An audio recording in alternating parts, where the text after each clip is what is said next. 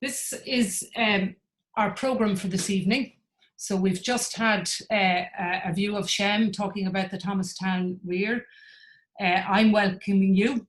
We'll shortly move into the launch of Other Stories by Minister Malcolm Noonan. Then we'll hand over, and our keynote, our lecture for this evening, being given by Clara Arokiasamy on People and Place, Expression of Shared Heritage through Intangible Cultural Heritage. We're delighted that Virginia Teehan, CEO of the Heritage Council, will give a response. And then we have another short video, and then we'll open it to the floor, if we can call it that, whatever an online platform is, for discussion, which is an important part of the ICOMOS Ireland annual lecture. And then we'll finish out on the last of 3 videos. So just moving, I suppose, to the first element of the evening, which is the launch of Other Stories. And I want to say this has been, this was a project, an initiative which ICOMOS Ireland undertook as part of our involvement, our programme for European Year of Cultural Heritage 2018. And we decided to explore the Faro Convention on the Value of Cultural Heritage for Society. But what we thought we would do is, rather than mount a campaign on the why Ireland should sign and ratify it, we thought that, in fact, there are some really amazing projects we're aware of and initiatives around the country which exemplify the spirit and the practice of the principles of the Faro Convention. So we set about trying to identify these and bring them to light. And we were very fortunate in doing that, to have, I suppose, really important support, and not just financial support, but to have encouragement that we were on a good path along the way. And just the slide up here is to acknowledge those bodies who supported us, particularly the Heritage Council that gave us our first piece of funding. And as I say, it's not just about money. Sometimes it's also about the encouragement, the wisdom, the advice. We've also been very generously funded by the department. I have to call it now the Department of Housing, Local Government and Heritage, but at the time Culture, Heritage and the Gaeltacht. And indeed I'm particularly grateful because the department has contributed and assisted in the funding of these lovely videos we've been able to present.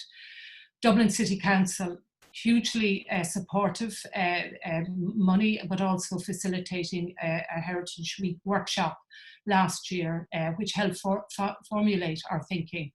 And Dublin Port Company, who itself has been conducting really interesting programme investigating its own history and heritage, intangible culture, and its phenomenal archive. So they're the party. We also were immensely fortunate in meeting up with Workhouse Union, Callan Workhouse Union, Rosie Lynch and her amazing team. And they have been very strong collaborators in the creation of this publication. And really, I want to acknowledge that hugely, because it has brought an element to this project and a viewpoint and a sphere, which I think has helped us, ICOMOS, as maybe a somewhat more understood esoteric group, to expand out our thinking and to trawl. But together, I think we have worked very, very successfully. And to also say, I mean, as I said, the point about this was to shine a light on the Faro Convention. And I have some links at the end, which, for those of you who aren't familiar, and maybe somebody can put up some links in the chat box to find out more information on the convention. But it's an incredibly important framework for a more inclusive, democratic, and acknowledging the rights people have, different communities, different cultures have, to share, celebrate, explore, express their culture. And through that is going to make for a more sustainable society as we move forward. So our case studies, which are 15, we've said they're not necessarily the only, they're not necessarily the best, but they are exemplary. and they are representative. They span the whole island of Ireland, which is very important, and they also express a very diverse range of projects. So they happen in buildings, they happen in towns, they're songs, they're lace, they explore sometimes a slightly uncelebrated heritage or traveller heritage, and also then the voices of new cultures into Ireland, migrant women shared experiences being the slide here. And I just also show this marvellous paper cut, Paul Blocksag, who created these, which had a very distinctive quality, handmade paper cuts, and again are speak, I suppose, of that whole overlap between culture and heritage. They also straddle natural heritage and the interface between the natural and the cultural, and the intangible and the tangible. So I'm going to just now, again, if you bear with me, I'm just going to come out of this, and I'm going to hand over to our Minister, Malcolm Noonan, who we were delighted to have launch. But as is the, I suppose, the reality of the moment is launches now happen online, pre-recorded. So here we are down in Thomastown, and I'll hand over to the Minister now to say his few words.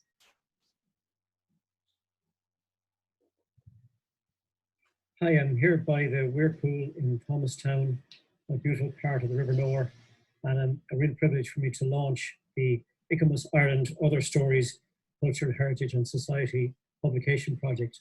This is a wonderful culmination of a lot of collaborative effort and bringing together many projects based on our common heritage, our common cultural values, and in it are stories of various projects that took place around this country that bring about a whole new understanding and a shared understanding of the cultural values that are really important to us. For me, as Heritage Minister, I think it's important to have a piece of work like this, in that it brings together, and again, this whole idea that we have this shared culture, but we also have our cultural differences, and those are to be celebrated. And in order to do that, we need to have a better understanding of each other. And from that point of view, I think the idea that cultural heritage can be used as a force for good and a force to bring together voices that are not often heard in a process, I think makes it really important as well. And it can also bring together that idea that we can use cultural heritage as a way of including people in participative structures and bringing about proper planning, ecological diversity, and a whole new changed worldview in terms of how we see the future. The bringing together of the three teams in the publication of people and living skills and of land use is significant. And I think it is the projects that are based in this book that show this common cultural set of values that we can work together to look towards that sustainable future. I think if we look at the origins of the Clara Convention, born out of what was conflict in Europe, we see that we can use work like this and the various strands that are brought together in the publication to look at a whole new set of values as we face these common set of challenges of the climate and biodiversity crisis and all of the other crises that we are facing. And I think through the learnings and the learning outcomes of this publication, I think there's a lot to add to our understanding of our cultural heritage. I'm delighted to be joining here virtually today, and I wish you all the very best in your deliberations. And I'm truly honoured to be launching this publication here. And just if you look carefully, you might actually find me in it.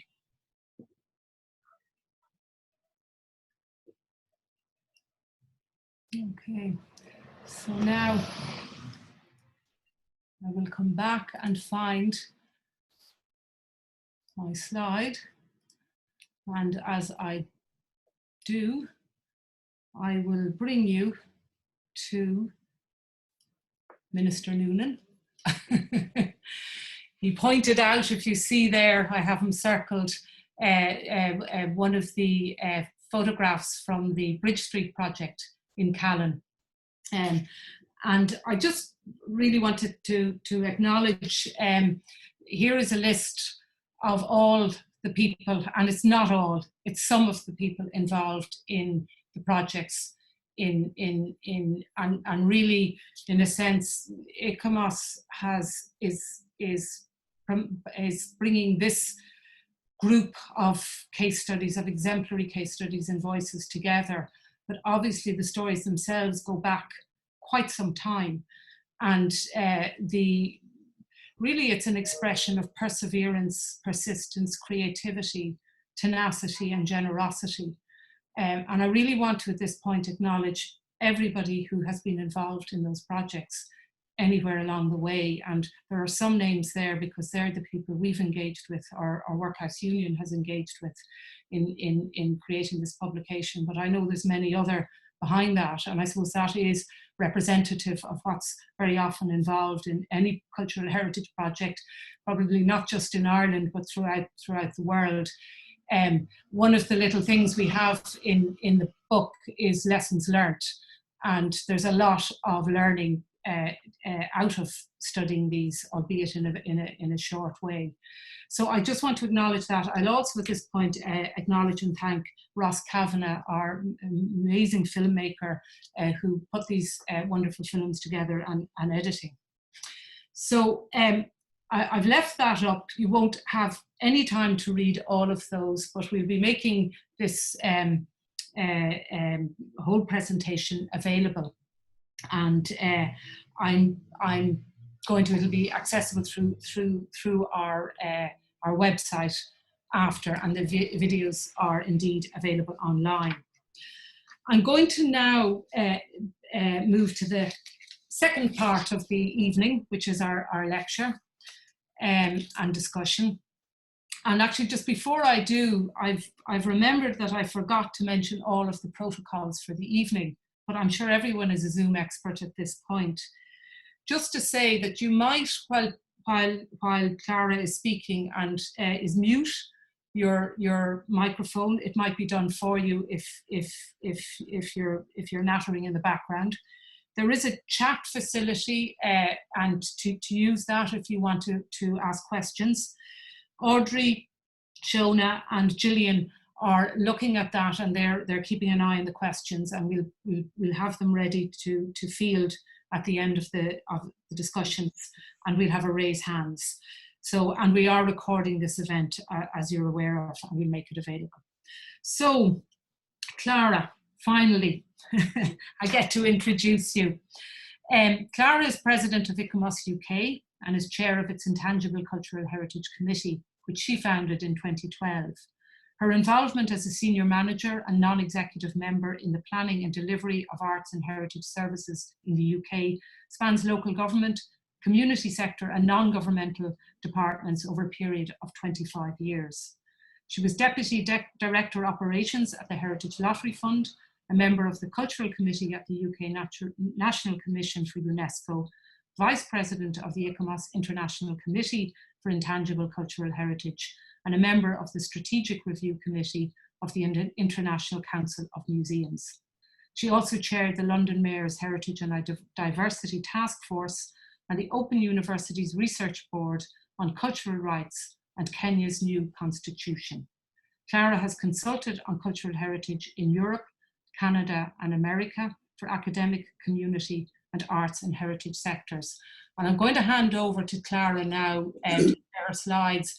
And I know she's going to give us a really inspiring and stimulating talk on really very contemporary issues, challenges facing us all, and hopefully a bit provocative as well, Clara. So over to you. Thank you. Let me screen share.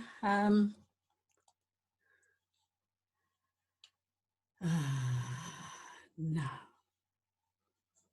What do I do? You have to come out of that, Clara, and maybe if you have your slides open, maybe just stop sharing for a minute. Yeah, it's coming. Yeah. Here we go. Perfect. Okay. Great. Fire away. Yeah. Thank you. Thank you for that introduction, Grona. Good evening, friends and colleagues. I see some faces that I've seen before. anyway, some of those that I can see. There are lots of people there I can't see. It's a privilege and a pleasure to be here, talking about cultural diversity. And thank you for inviting me to give this lecture, ICOMOS Ireland and Grona. I hope it's going to be an interesting evening. First, a few points of clarification. There's been a great debate about, the recent months about what is the right terminology in describing person of color, what is appropriate and so on. I'm going to stick to the term Black, and it's going to be a plural term. It's a term I've grown up with. It's a political term for a long time. So I'm going to stick with that to define people of color for this evening's purpose. I'm also going to say things that are my personal views, not necessarily ICOMOS UK. So it'll be a bit of a mix of that, but as far as I can, I will make sure I warn you that it's my personal view or the view of ICOMOS UK. Moving on, today's focus is going to be looking at how we embed intangible culture in a multicultural, multiracial setting, defining what are the challenges of defining heritage or intangible cultural heritage.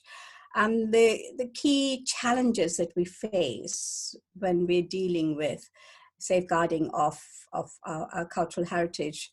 And then I'm going to introduce a case study which ICOMOS UK has undertaken, exploring bringing museums into the equation, enabling them to look at how they can use intangible culture as an interpretive tool.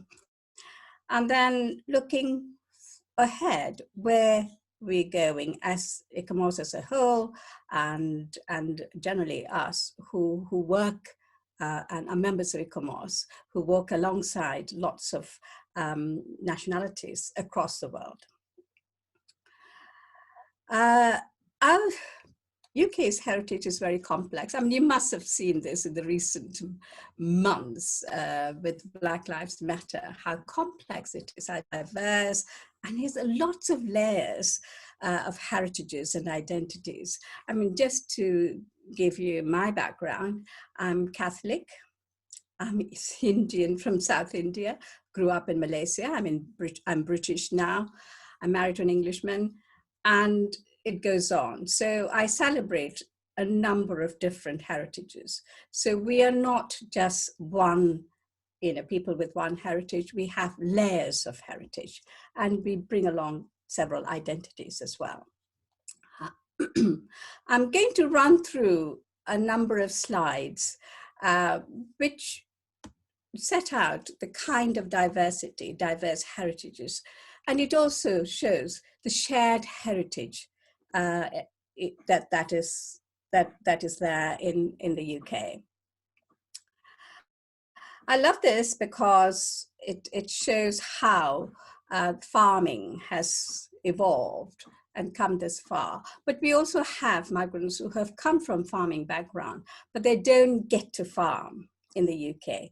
It's a pity, particularly recent migrants, Eastern Europeans, come with lots of, they are farm laborers, but they don't actually are integrated into the system. We have a folk dance, a maypole dancing. I did it as a kid in Malaya all those many years ago. But here in Britain now, you see Black young people doing folk, maypole dancing and folk dancing. And that's a recent thing. It's always been, they haven't been part of that scenario. Buses, NHS buses, the public services. NHS, we have had people from all over the world coming into work. We're still having people all over the world coming into work at the NHS. And the buses, we have recruitment from Caribbean and Asia to run the bus service, the transport services. And I know lots of Irish nurses worked in the NHS for a very long time, and they continue to do so. Yoga is something that is, lots of people are giving up their full-time job to become yoga instructors. It is taken over. Has its origins in Asia, in India. We share the Ayurvedic medical system, which is an intangible culture, centuries old. There is a British Association set up, and everyone, who's interested in alternative medicine benefits from it. A Pride festival, LGBTQ, it's part of our life, part of our festivals. And there are Black, Asian, minority, LGBTQ communities who share that pride parades and festivals and the whole heritage of the value system that comes with it. Religious and ritual celebrations. Carnival. It's often seen as a jump up and dancing, but it has a background of resistance and resisting against discrimination. And I have got a picture of Adele there. Has recently, this year it was online, and she had Bantu hairstyle, African hairstyle. And there was some criticism that it was cultural appropriation, but lots of Black people come out in support of her because she was a Tottenham girl who's used to London life, and she's part of the scene. And there's images of the Caribbean carnival costumes on our postage stamps. Scotland and national, as Stedford, Wales. The ICH Scotland Wiki also includes some of the intangible culture from Asian and African communities and other communities, minority communities. Mining has always been seen as a white community whose, history, but recently digging deep, this is an investigation into Black people's contribution to mining. Suffragettes and goddaughters. Recently, there are so many goddaughters coming out of the wood, Victoria's goddaughters. There is this picture of Sarah Forbes Bonetta came out just yesterday. It was painted by artist Hannah Uzo, and it is being placed in Osborne House. And she was a 5-year-old princess sold into slavery, brought over and presented to Victoria. Victoria adopted. That's a very short story. There is a lot to read about it. And then you have suffragette, Princess Sophia Dulip Singh, who was part of the suffragette movement. Food, this deli food, it is in anybody's house, everybody's house. They say in London, when you sit down for a meal in most houses, there are several languages spoken around the dinner table. And these are borrowed food, mulligatawny soup. It's posh now. It's something that you have in India for digestive purposes called rasam, and then kedgeree. And then the new invention in Britain, curry sauce and chips, it's favorites. All children love it. And adults too. And there are other food that we eat on a daily basis, which we don't bat our eyelids about where it comes from. People who have been part of the British society, African-born Septimus Severus, the Roman Empire, Mary Seacole and Florence Nightingale, who were featured in the same period, these are all shared history. We fought in the war together. The British Commonwealth nation replaced the British Empire. And the land girls, there's one Black woman there, Amelia King, who had a rough time trying to become a land girl. They wouldn't employ her, yet her father and brother were in the war fighting for Britain. So what I'm trying to point out is definition is not easy. If you, two things I'd like to say. One is that when we look at those images, it comes across very simplistic, it's an everyday event. or annual event, we don't give much thought about it. We take it for granted. But really and truly, they depict a lot of stories, a lot of history. And those histories and stories, sometimes, most of the time, are not very pleasant. They have trauma associated with it. They have slavery associated with it. They have, lots of other things associated with it, oppression, and so on. But we never get to talk about that. We just enjoy the good things about it. Coming on to definition of ICH in the UK or heritage in the UK, it's very problematic. Given the kind of diversity I've just presented, it is not easy. So, especially we haven't ratified, we don't have a national guideline. So what we have tended to do is to let communities and individuals to adopt a self-definition. And that is a key tenet of 2003 convention, which says the community decides what it wants to safeguard, what is its intangible cultural heritage. And in the UK, the focus has been largely in the past on, it's changing, it has been on oral traditions. We funded loads and loads of projects, oral history projects, and crafts. Now, increasingly, we are beginning to recognize there are other types of intangible cultural heritage, and we use the 5 domains.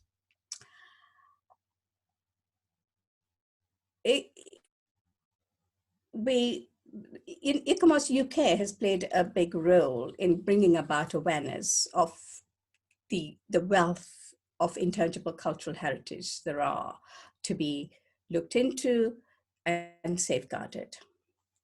And there is an issue about, intangible cultural heritage. It's a mouthful. The language is too bureaucratic, and we need to adopt user-friendly language to get across the message.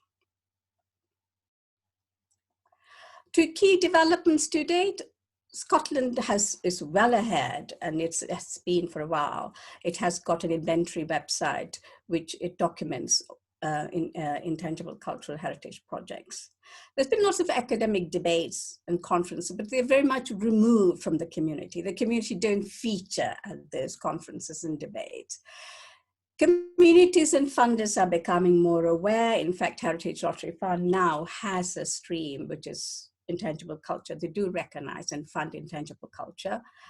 And ICOMOS UK is the only voice for all of the domains, the 5 domains, for all of the intangible cultural heritage. Otherwise, the NGOs who specialize and protect those different intangible culture are working in silos. But that is changing since we have taken on a kind of a role to promote and bring together all the different sectors. So what are the challenges there are? The biggest challenge is, it is, upside turning it on its head. The people, rather than stewards, the guardians are in charge. They're in the driving seat. They decide what is good, what needs safeguarding, what is intangible culture. And they have protected it so far, so they're in charge. And it is difficult. I mean, it's often been, the cultural policy has always been, the stewards protect the nation's culture, but here the communities have and continue to protect their own heritage. Defining communities, which community are we talking about? Who makes up those communities, especially in a super diversity setting like ours? In addition to the indigenous people, we have settlers, migrants, and other groups, LGBTs, trans.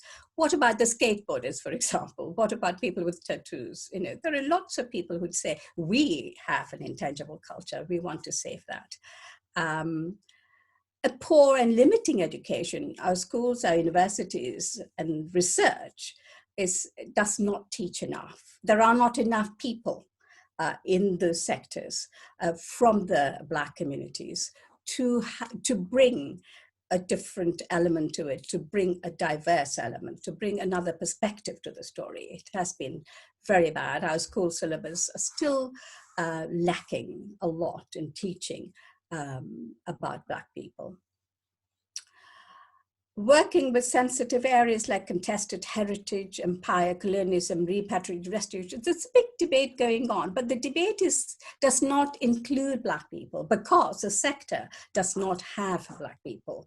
So it is very difficult to come up,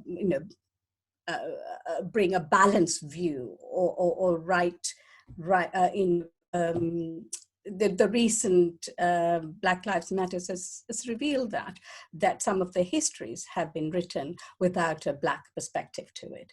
Do we rewrite it? Some of the heritage, some of the books have been written, some of the assumptions made hasn't included Black people's perspectives, and that's a big gap. Brexit has also, the general perception, it has caused cultural war, setting one culture against another, as demonizing migrants, and that impacts on the way their heritage is looked upon, and creates a lack of tolerance, mutual respect for the different beliefs and cultures. COVID is going to have, it already has an impact. Its impacts on poorer minority communities disproportionately. And many barrier groups and organizations who invest their own money and energy in it may never recover to come back and stage the kind of events and protect their own intangible culture. It is, one of the things that was very obvious was that people couldn't grieve. In many cultures, grieving is an important process, and there are so many rituals associated with it, and they couldn't carry that out. So, it's a lesson for us how we're going to deal with similar sort of pandemics in the future and what the impact might be on intangible culture. Ratification creates a hierarchy of cultures, especially if you're going to list it at UNESCO, on UNESCO's list. Whose culture is important? Whose heritage is important? Whose heritage is better? There is a competition, a beauty competition, if you like. And some of it can contravene human rights, and there are gender and race and other inequalities through exclusion and religious intolerance. These are some images of the kind of challenges. I mean, the Hastings image is quite ironical. Two young men with one who's Black, the other one has painted his face black. I was very amused by this, and I had to take a picture of it. And there is the Mama's or Darky Day winter celebration. There's been debated in the Parliament for being racist and offensive. And the people who actually carry out that event or participate in the event or say it's their intangible culture, say it is a tradition. It is about, hiding who you are. It's a mask rather than blacking up, imitating, Black people. There is also female genital mutilation, and I've already talked about Adele and how it was viewed, her hairstyle, the Bantu hairstyle. Black Lives Matter, we have a huge debate going on, whether a Cecil Rhodes statue should be knocked down, pulled down. We've had Edward Colston's statue already pulled down, and National Trust admits that it has about 93 houses which have association with the slave trade. But interestingly, Black Lives Matter is not just a protest by Black people. If you looked at some of the television footages, the loads of white young people, the young generation is looking at these things in a different way. Stonehenge, I deliberately left this white background because it is something, symbolic of the exclusion. We need to, Black children are born in this country, they're growing up in this country. In the future, their children would want to claim Stonehenge as their heritage. How do we get there? I'd like to now, the These points are very, very important when we look at heritage per se and how we enable communities to protect and safeguard their intangible culture. Those intangible cultures are evolving. They're not static, they're not old, they are meeting current needs, they're responding to their environment. And there is a mixture of communities who take part in that. And it is important that we continue to ensure we do that. Otherwise, we will be entrenched in our own heritages, and there will not be the kind of united community we want to see for the future. I'm now going to quickly run through the museum project we did, exploring intangible cultural heritage in museum context. It's a pilot project we did. ICOMOS UK got some money from from Arts Council England and did this project. The purpose of the museum project was to bring museum collections and spaces alive. And museums and the bearer communities are so separated, so wide apart. And using the ICH as an interpretive tool, we thought the museums could then examine their collection and bring those collections and spaces alive. There is the other bit that is very, very important. Museums often are seen as a building. It doesn't look beyond. It has its collections inside the building, and it explores a collection within that building. I'd like to see museums casting the net wider, embracing the landscape, including the landscape they're located in. It's a seamless thing, not the door shuts at 6 o'clock in the evening and is cut off from the community, and it operates separate from the community, except for audience development or engagement. It needs to be a very free-flowing environment so that community can come in. And intangible culture is never in a museum, it's out in the community. So how do the museums engage with that? We also wanted to produce some examples to match the theoretical context work being undertaken in the academic world. The Catalyst project has 4 participating museums in the Southeast region, and each museum was allocated 1 domain from the 5 domains. And the curation, it was a tripartite curation. The museum didn't lead on it, the community led on it, but we employed an artist to facilitate it. The artist coming from a different background, we thought would be coming up with, from a different perspective, different ideas, and hopefully off the wall ideas, so that the community can be stimulated to think through some of the projects they could do. The artist was an important person acting as an intermediary between the museums and the communities. It was a short time scale, and it was subjected to independent evaluation. These are the 4 museums that took part in that project. They are regional museums with local collections. I'm going to run through just one project. This is a quavering scale tradition and fusion of a 3 generation of Muslim women's song. Their domain, they were allocated to look at performing arts, intangible culture relating to performing arts. And it's part of the Peterborough Museum and Art Gallery was charged with that task. And they're part of the Cultural Leisure Facilities Charitable Trust. The museum's a local authority museum, originally is now a trust. Local collection was very reactive, whatever they were given and donated and inherited from locally.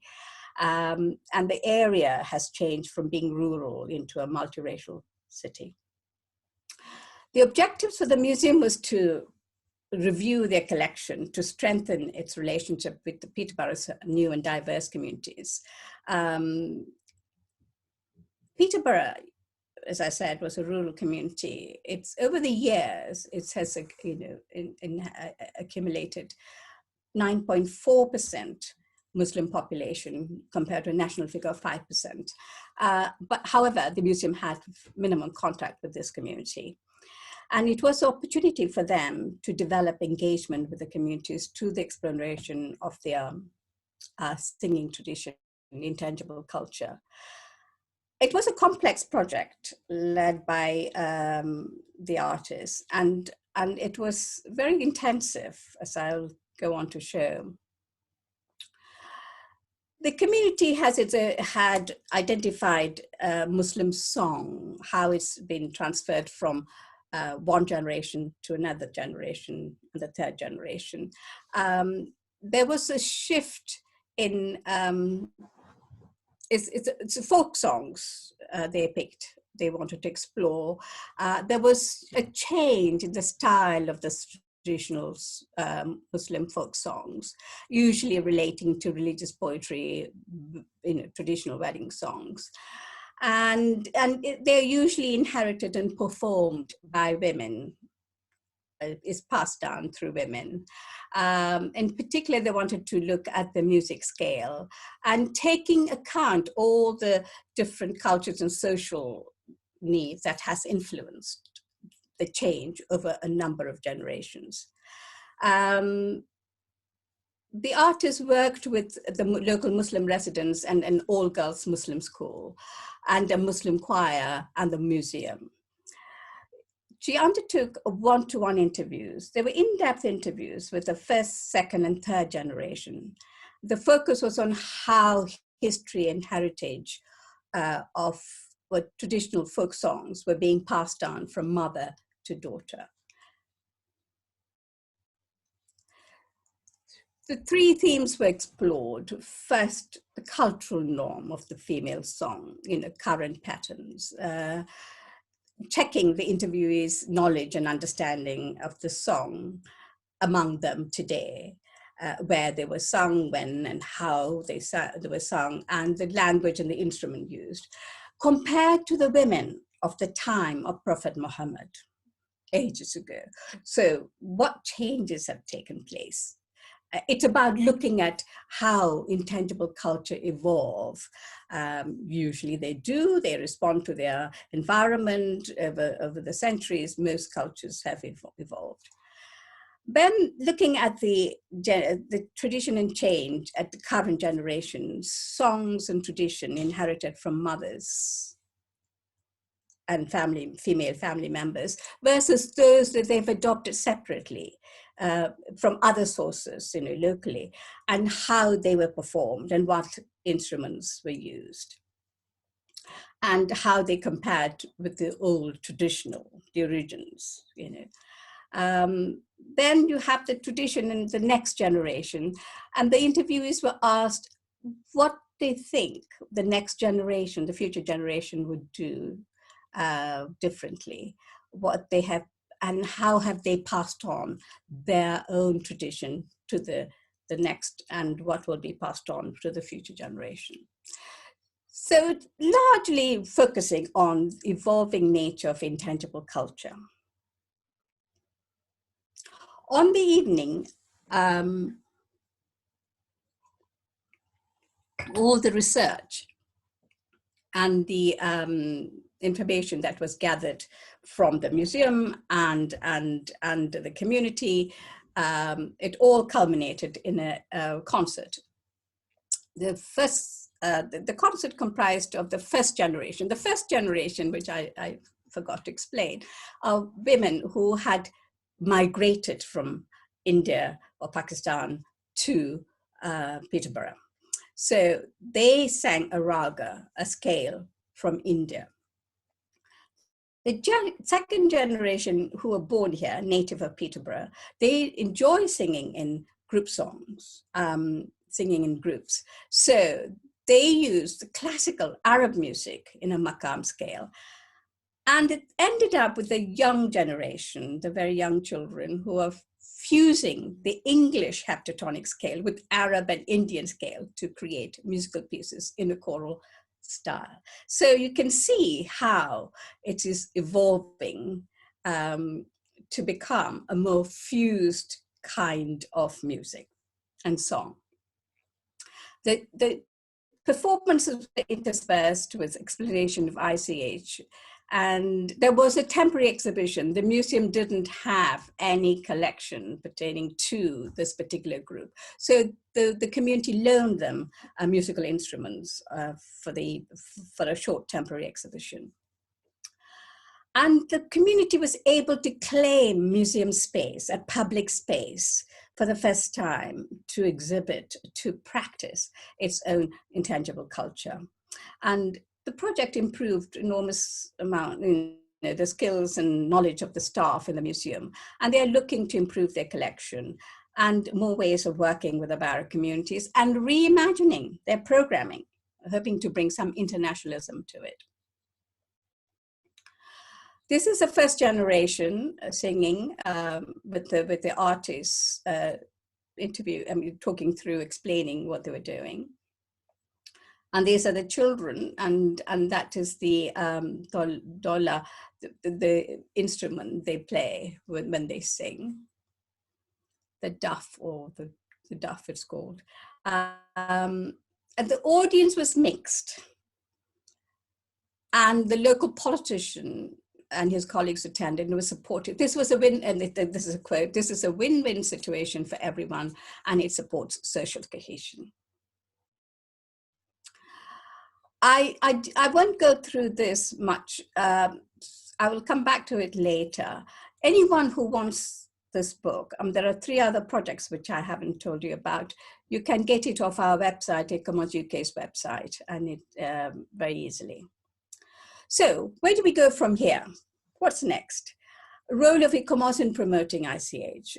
I just generally feel the national committees, certainly my experience of setting up this committee in 2012 and coming this far, shows that national committees are in a good position to bring about understanding and awareness of intangible culture.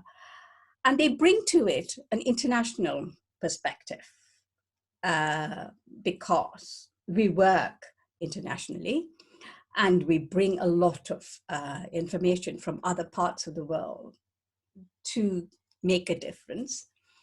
We're also independent. We can bring other sectors together. We have got no bias or no issues.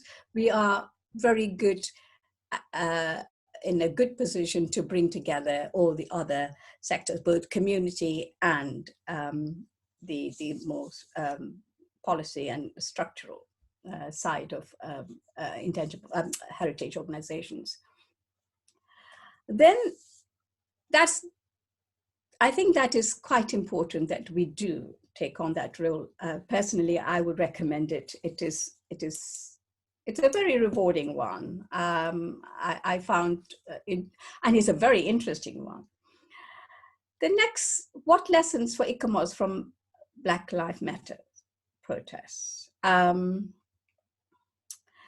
You must have noted or read that it happened in America, but the protest was taken up across the globe by 16 countries. As the last news I read, it was 16 countries. It may have increased. It resonates about oppression, about colonialism, about slavery across the world. It's not just about America or Europe or Asia. It is across the world. We all are parcel of this global community, which has had an impact of various oppression and is used to highlight other oppression in other parts of the world. There's been a lot of response by issuing intention statements. That's fine, that's good to know people are supportive. And that has happened over a long period of time when cultural diversity is spoken about or when Black issues are talked about. It needs to be backed up with actions. We have to take internationally a responsibility how we address this issue. We need to address it as a group. Well, we are an international organization. We have Africa, Asia, Arab world, Europe working together. we need to be in the same room at the same time, talking about it, not separately. And that is what has happened. And the key players have not been part of it. It's all our responsibility. On that note, I'd like to end and say thank you. And I look forward to some interesting discussion. Well, thank you very much, Clara. I can, I can clap. It was a really terrific and stimulating. Yes, I hear the claps. You can unmute. Bravo. I think, you know, this form of communication and presentation is a piece of intangible cultural heritage being made as we go through this very strange time. You delivered that really wonderfully, and as I said at the outset, you know, raised very real, immediate, current issues, questions in a provocative way, and in a sense sets a challenge to bodies like ICOMOS. You know, how do we contribute to this in a helpful and a constructive way, and apply our values and our approaches, and what does it mean in terms of our own ethical principles, for example, and how we conduct that, indeed as a global multinational body. So there are certainly a lot of challenges. What I'm going to do now is I'm going to invite Virginia Teehan, CEO of the Heritage Council, to give a response.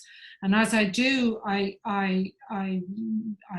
not going to give Virginia any big long introduction, but other than to say that I know in your current role, Virginia, and with the Heritage Council, I think you're at a really interesting moment in time.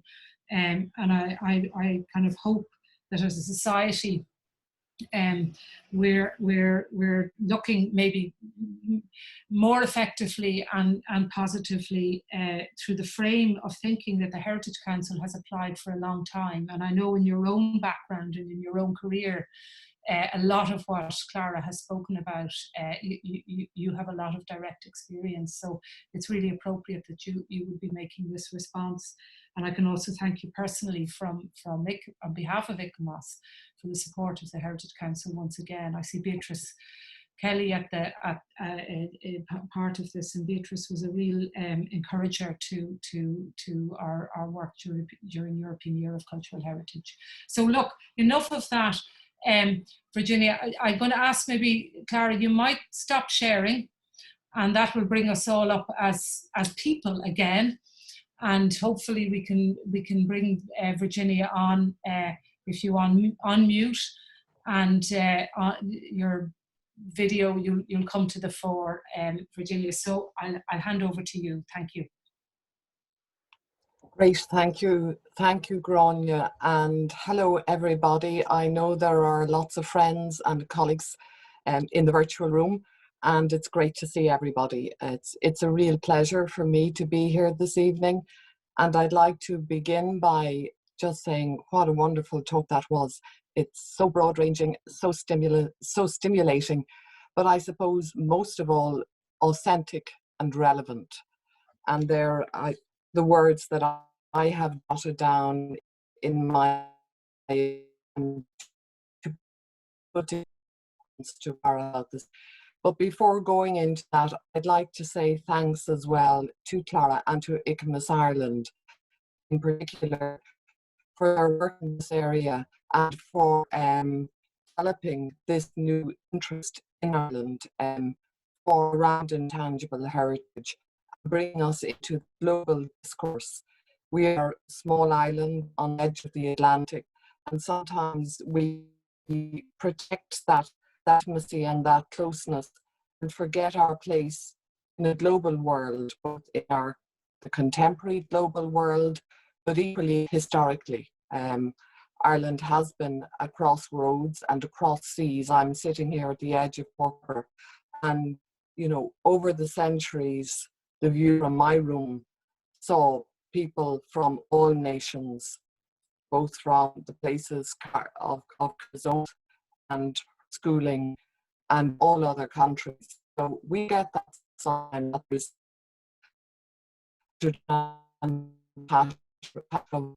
across our lands, and I think it's very, we're opening up this new. I'm now from Housing, Government and Heritage, who have also done excellent work in the development of the Intangible Heritage List in Ireland. And there are some wonderful practices and traditions and activities that are unique to Ireland included in that. And before I finish my few words of thanks, I have to shout out to the wonderful people who participated in the case studies that formed the publication Other Stories. It's a great book. Congratulations to all of you. It's a beautiful artifact in itself, and the artifact, the way it's made, communicates the values and the spirits of those projects which it records. In particular, I have to say hello to everyone at home in Callan, because I'm from Callan, and it's great to see Bridge Street. And Gráinne, I won the prize because I spotted Malcolm Noonan before you ever did your yellow ring there. So if the minister is looking, or if anybody from the department is looking, I get the brownie points for that one. But well done to all of you. It's hugely impressive, and it's wonderful to see this community-led movement growing in pockets across the country, communicating the uniqueness that people feel in their local place in the way that they feel is appropriate for themselves. This evening, Clara has delivered an extraordinary overview of the issues that are of concern to us who are interested in heritage and expressions of heritage, heritage protection, and heritage availability.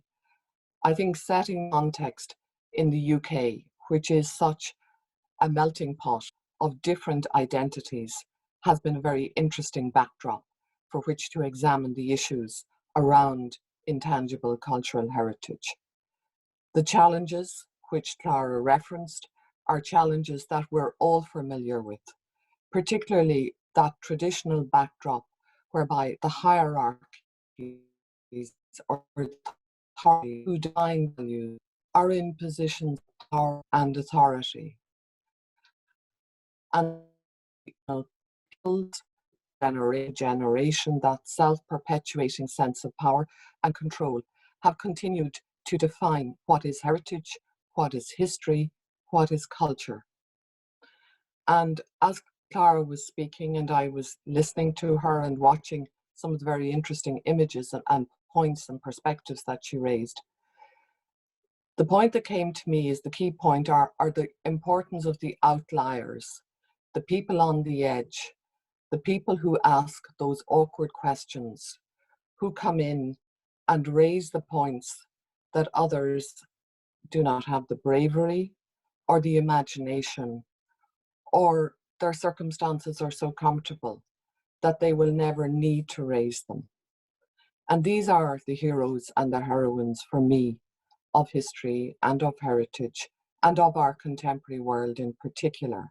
Those young people who are agitating every Friday when they were in school about climate change, the agents of change, the delivery of new thinking.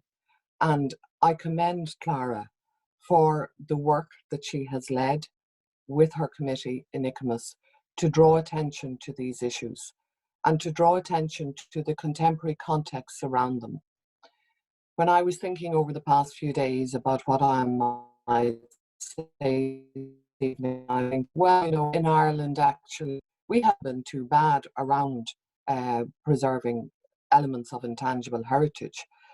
Over the past 120 years, since even the decades before the foundation of the state, there was a movement in Ireland. In fact, it's very close to my own area of research years ago when I had time to research. There was a sense of an exploration of Irish identity through visual culture, particularly through arts and crafts, the Irish arts and crafts movement. and the revival of the Irish language, the establishment of Common Gael in 1892, the establishment of the GAA in 1889. All these movements reflect a feeling amongst our Irish people about the need to reclaim their identity at a particular space and time in history. It was connected to political issues. It was connected to a growing sense of wealth, a growing confidence amongst Irish people, and increased access to education and freedom of expression. And in the foundation of the new state, the state established formal agencies like Béleadus na hÉireann, the Irish Folklore Commission, which went and collected the stories of the people of the past. There's the wonderful folklore archive in UCD, whereby collectors went out in the early 1930s into the field, and every school in Ireland recorded the folk memories. The children recorded the folk memories of their place, and that now is digitized and available online, and it's a brilliant resource. And equally, collectors of performing arts, particularly in music, Seamus Ennis, the great collector, they were active and engaged in collecting the music and the performing arts of what was considered an Irish Gaelic past. But even that was a defined and a small definition of what it meant to be Irish. And I think, as Gráinne said, we are at an interesting time now. We have a new Minister for Heritage. We have a very changing Ireland. We have we have new communities who are, we notice in the Heritage Council, engaging a lot on the ground with community-led heritage projects. They are important drivers in developing new projects which explore our heritage and their relationship with our heritage. I think of people in Abbey Leaks Bog, who are not Irish people, they're from Germany actually and other countries, who lead an extraordinary programme which won a major award in the National Lottery Awards last year, around understanding our boglands. And people connect with the place in which they find themselves, as Clara has said. But as people in authority around providing advice and support and resources for the protecting of that past and that heritage, I think my role and the role of others in similar positions is to listen and to watch and to learn and to listen to the communities.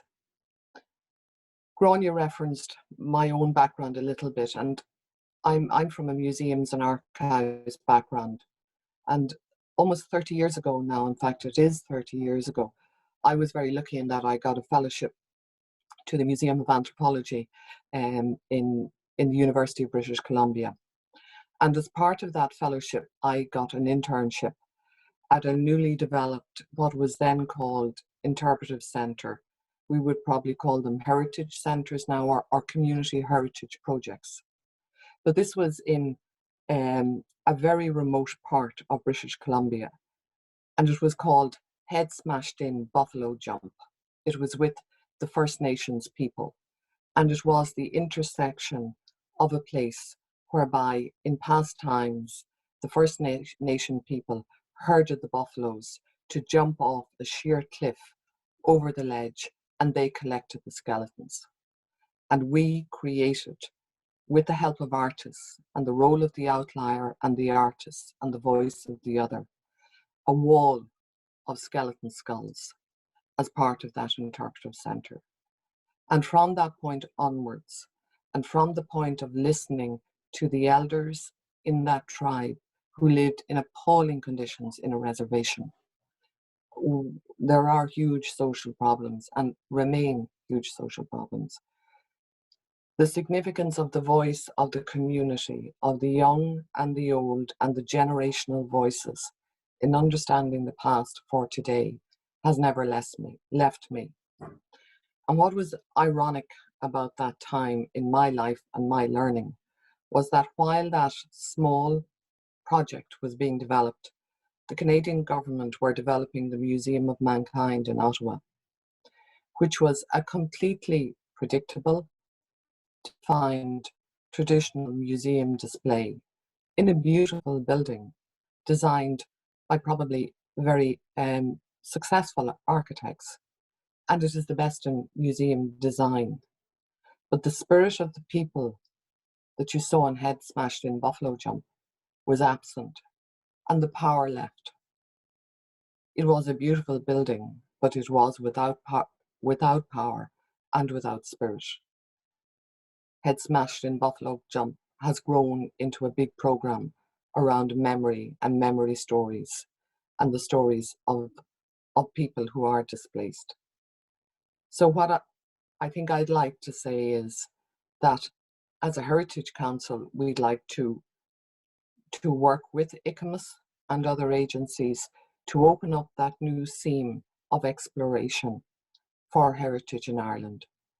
We made a pre-budget submission a couple of weeks ago, in fact a couple of months ago, and included in that pre-budget submission is a request to develop a programme around inclusive heritage, which would be a first in Ireland, to establish how we can look through new eyes at our own heritage, but more importantly, the heritage of the world in which we find ourselves now coming in to 2021. Before finishing, I'd like to again commend Clara on all that she has done herself professionally and that of the organisation that she represents, but also for her talk this evening, which I think is great. For me, it reminded me again of one of the customs I became very familiar with when I had that short internship in British Columbia. And that's the practice of the spirit thread in textiles. With the First Nations people, textiles are very symbolic and important parts of their cultural heritage. And there is a view that in every textile which is hand-woven, frequently by the women, that there is a particular thread, which is the spirit thread, that holds that textile together. For us this evening, Clara has been the spirit thread that has developed a narrative and held it together. And I know that she will continue to display that spirit in her future work in resolving the challenges she identified at the end of her presentation. I'm here this evening to represent the Heritage Council, but I'm just one person. So in order to close, I just included a small film that we made about a year and a half ago, which speaks of what heritage is really for us at the Heritage Council, from my colleagues, some of who are part of this discussion this evening, and those who sadly can't be part of the discussion. And I think the voice of Nicole Murray, whose dad is our architecture officer, is the best voice to express what we represent, the voice of a young woman who will be our future. So thank you, and Gráinne, if you wouldn't mind, please playing the film.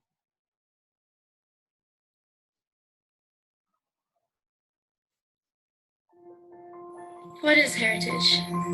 I used to think that heritage was just about buildings and stone walls and castles and like old ruins and things like that.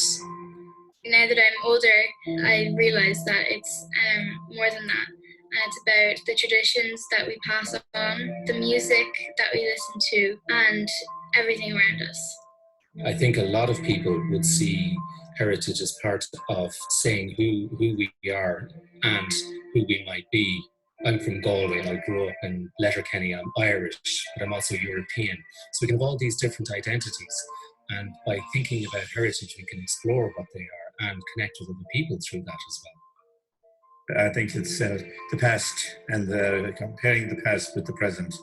When you look back 50 or more years ago, this country was a much different place.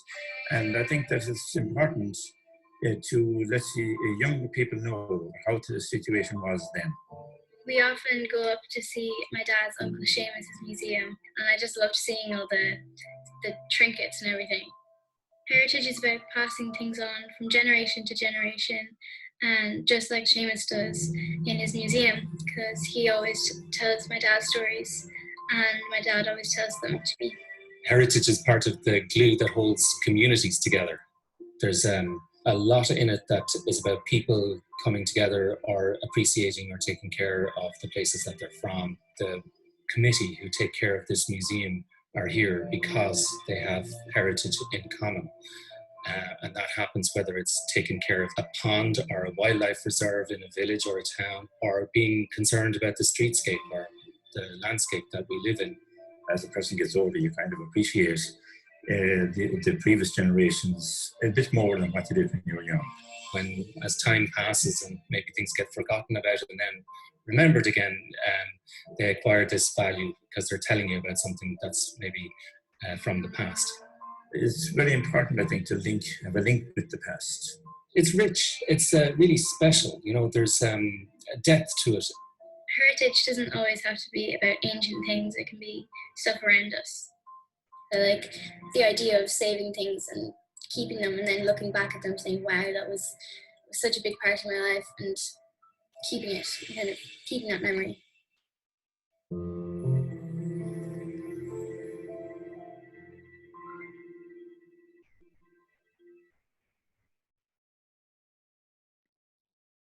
Okay, well, thank you very much, Virginia, and lovely to see Colin.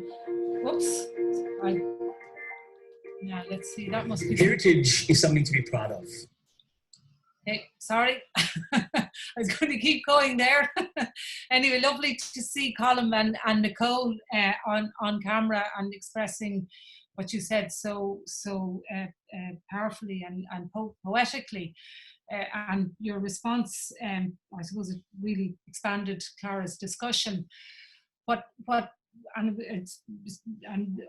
I wish your bid to the budget well, because I think it would be a really important move for the Heritage Council. And as I say, it's I suppose bringing a lot of our concerns, and speaking as a person who is involved in building buildings, I think that is a challenge, and one of the exciting aspects of intangible cultural heritage is this marrying of the intangible with the tangible, and ultimately the buildings we make and the environments, the physical environments we make, are meaningless in a way without the people to animate and change them.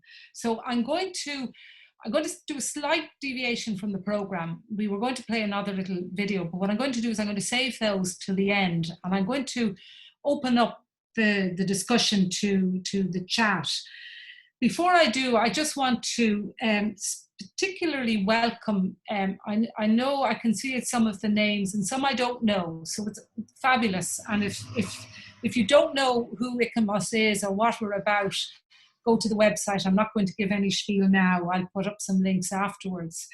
But it's wonderful. I think there's also people here who are not necessarily based in Ireland. So that's maybe one of the benefits of an online presentation, in the sense the Zoom world or digital world collapses geography in a way that allows us to communicate, which is really, really exciting.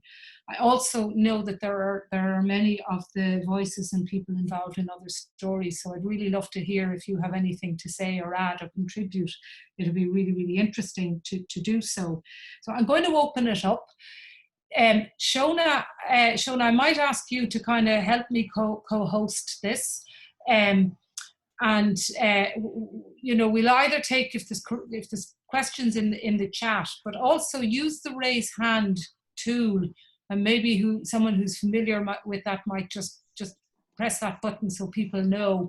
So the little blue hand, there's a tool you can do to raise your hand, and that'll bring you up to the top, and we'll invite you to unmute and ask a question. And at the worst, maybe just shout. But I might call on I'm going to call on two people to maybe start the ball rolling. And I'm going to initially call on Claire Foley. And Claire is a member of the ICOMOS Ireland board. Claire is also was a member of our steering committee for Other Voices.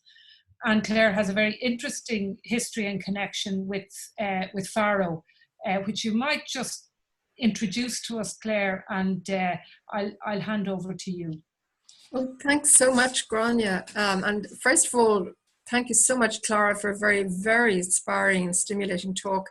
And we're also in Ireland getting accustomed to our very new, relatively new multicultural society. We have people from every country in the world living in almost every village in Ireland at this point. So it's just an interesting point to make. They are now part of the community in Ireland, and we really need to feel more inclusive about presenting their cultures as well, as Virginia as well has pointed out. I wanted to bring the discussion just back to the Faro Convention. Can everybody hear me? Yep. I was, I suppose, lucky to be the UK representative for the drafting of the Faro Convention, which came to fruition in 2012 in Faro, Portugal. And the Faro Convention, as Grania mentioned in the full introduction earlier, is all about the contribution of cultural heritage for society. But I was struck by the parallel there, which Clara was explaining all about the UNESCO Convention for the Intangible Cultural Heritage. And of course, Faro is a very good, I suppose, I think it's a Council of Europe instrument. So the Council of Europe would sit underneath UNESCO in terms of hierarchy, I suppose, but I would like to think of it as being more in parallel. That this Faro Convention, which our booklet celebrates, is all about people-centered access and understanding of cultural heritage. It provides a very dynamic template for the recognition of the cultural heritage, and indeed its contribution to every quality of life.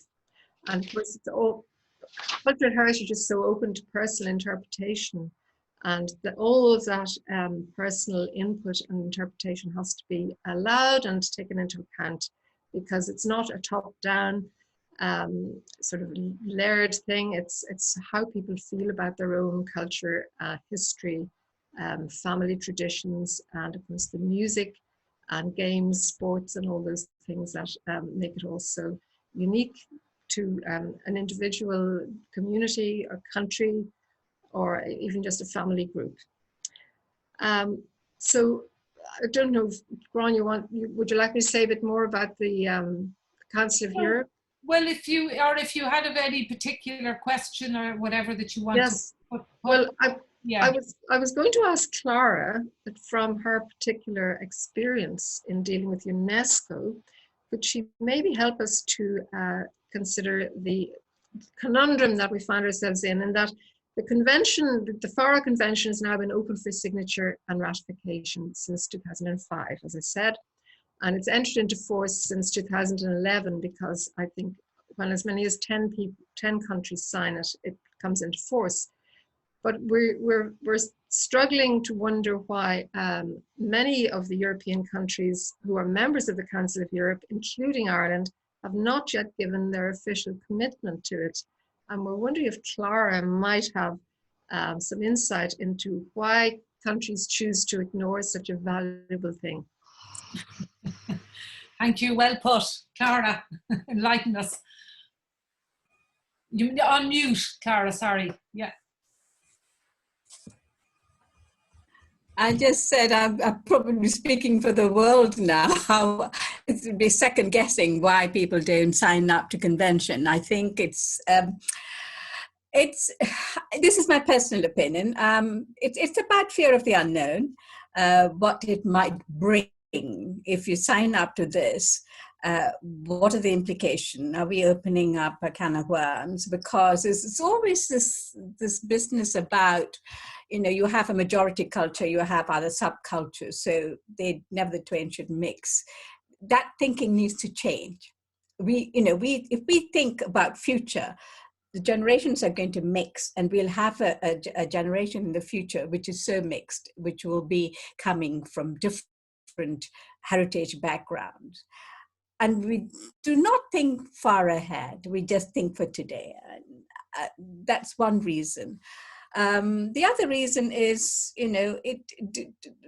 politics is always filled with so many other priorities, and it never becomes a priority. Culture is always at the bottom, and it never becomes a priority. And that's what I think. But, we haven't signed up to FARO. Whether we would now, we are coming out of Europe, is another matter altogether. It's about, what the country prioritizes. And culture has always been a kind of a poor cousin in many political priorities. And despite culture, being something, an aspect that brings in billions of pounds through either visitor attraction tourism or otherwise, it's still seen as a poor cousin. And that's what I think. But I work with UNESCO in relation to, understanding their conventions. I don't have direct involvement with them. We haven't ratified the 2003 convention. It's been an ongoing, ministers keep asking questions, and there's always, why ratify? And that brings me on to the next point. We need to ratify. If people are happy doing what they're doing, and they are moving along, what is ratification going to achieve? And it is a legitimate question to answer. Signing up, what does it do? How do community benefit? Do all sections of the community want to sign up? And it's something that we're thinking about, having a roundtable to bring in, asking communities, do you want to sign up? And the first question they ask me is, tell me, what are the benefits? Tell me, some of the countries who've signed up, can they tell us what are the benefits? Legitimate question.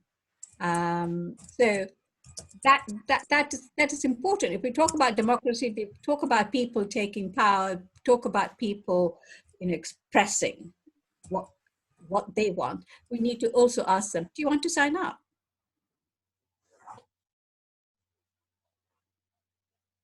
Clara, I think that's really great, and I suppose in one way what the purpose of the Other Stories publication and project was really to, in one sense, take the fear out of FARO for our official bodies. I'm just going to I see Tom Connaty has his hand up, and I know Barbara Neeline would also come in, but just very briefly, just for anyone who might, if there's any element of confusion, we actually are talking about two conventions tonight, as it happens. We have our Council of Europe Convention on the Value of Cultural Heritage for Society, which is the FARO Convention. And then there's the UNESCO Convention on the Safeguarding of Cultural Heritage. And Ireland has signed and ratified the UNESCO Convention on ICH, and we have not yet signed up to FARO. And in that context, we're maybe one step ahead, if that's the word. We've put our foot in the water. I'm kind of thinking that it might be appropriate to bring in Barbara Neeline now, Tom, if you give us 2 minutes of patience. Barbara is the secretary.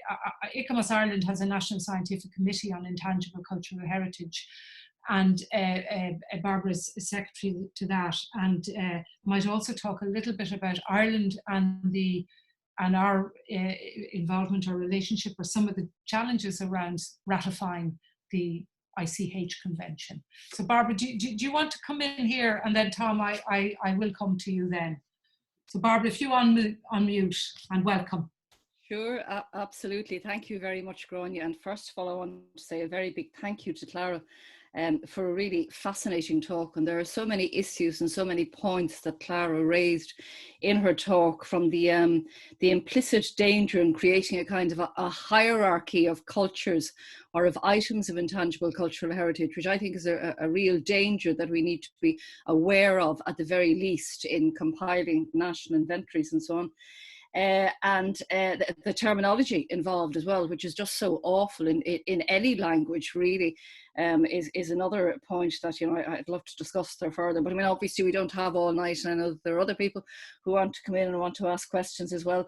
I also very much enjoyed Virginia's response there, and I thought that Virginia equally well raised some very interesting questions. And I should point out as well that Virginia mentioned the establishment of the Irish Folklore Commission in the 1930s, which is now the National Folklore Collection in UCD, and that's what my own background is in. And it's interesting really, because the Irish Folklore Commission was established probably partly as a kind of a post-colonial reaction, I suppose, relatively shortly after Ireland achieved independence. But there has never been a kind of a comparable body in the UK. There's never been an overarching body in the UK, at least. There is, of course, the School of Scottish Studies in Edinburgh, which has done excellent work in documenting.